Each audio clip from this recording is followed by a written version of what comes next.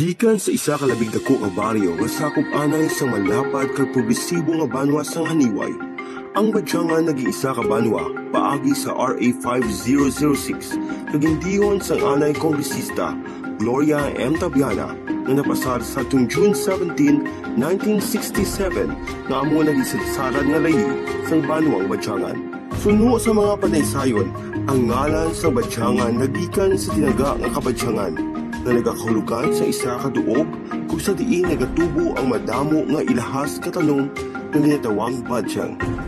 May kabuusan ini nga kalaparon na 7,750 hectares na may 31 ka mga kabaranggayan na hamtang 40 kilometro sa naminhan na katungdan sa probinsya sa Iloilo. Makitaan sa nabagatnan na katungdan sa Haniway, nabagatnan sidlangan sa Mina, sidlangan sa Pututan, naminhan sang Dueñas, kanaminhan na katungdan sang Lambunaw.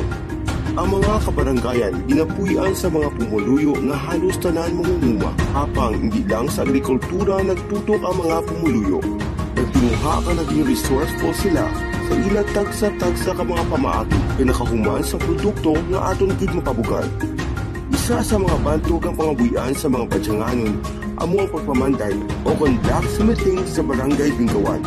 Ang pagpamanday amo ang nagapangunaw ginapuhaan sa palangabuyan sa madamo ang mga Bingawanon. Ang mga tigulang nagsilin na nagsugod ini antes ang ika-18 na siglo na ginapangunahan ng Domingo Bolero, Bonifacio Porras, Solomon Collado, kag Felipe Amigable. Nakuha nila ang idea gikan sa mga Espanyol na nagdala sa mga armas nga may talong, bisan diin magkadto. Sa pagkamaalam sa mga Bingawanon, nagkalain-lain nga sahi isang binangon ng iban pa nga mga produkto gikan sa asero ang nahimo ang naging popular hindi lamang sa lokal, kundi pati man sa bugos ng kalibutan na tumanggit na maipabugal. Ini lokal nga industriya naghatag sa madamo nga oportunidad kag pangabuhian sa mga tumandok na naging isa sa mga nagapanguna nga negosyo sa probinsya nga nagpakilala sa Badyangan bilang isa ka labing dako nga bolo producing centers sa rehiyon.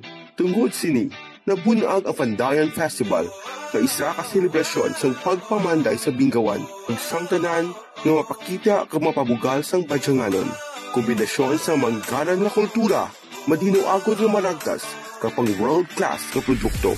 Sang tuig 2004, ginhiwat ang pinakauna nga Pandayan Festival paagi sa isa ka presentasyon nga gin-conceptualize.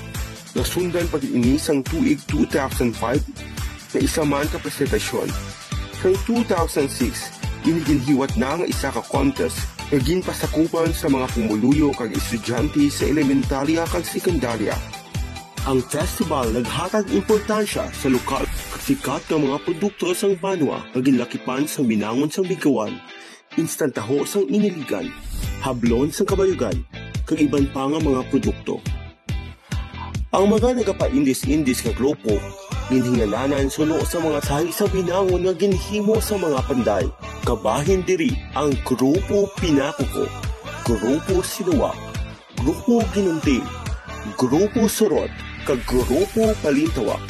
Gamit ang mga instrumento nga human sa asero nga mayara ang pinasahi ng mga tunog nga ginasabayan sa masadya nga pagsaot kag hulag nga nagapakita sa pangabuhi sa Badyanganon. Ang Pandayan Festival nakilala ka naging tatak Badyanganon. Iniman nga selebrasyon, isa ka pagpasalamat sa mahal nga patron, San Juan Bautista, sa mga bugay kag grasya nga nabaton sa mga Badyanganon. Sang tuig 2022, ang festival na untag tungkol sa pandemya.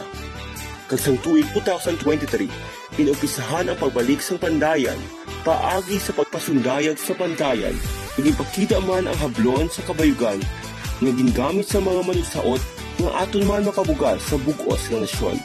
Subong na tuig, sa pagdumalahan sang aton pinalangga nga mayor, Attorney Josette A. Mamon, kaupod sang iya konseho, Department of Tourism, kaupod sa mga iban pa nga mga ehensya sang Banwang Badyangan, liwat naton nga pagabuhion ang Pandayan Festival, ipakita ang matinggas nga kultura kag mapabugal nga produkto paagi sa Pandayan Performing Arts Group. Isa ka programa sang banwa kung sa diin magapili sa mga scholars halin sa mga estudyante sa sekundarya sa Banuang Batyangan nga may tinutuyo nga mapadayon ang ligasiya kag madiduagot nga maragta sang Batyangan paagi sa ila dance performance sa kapistahan sang Banua sa masudod nga tuig.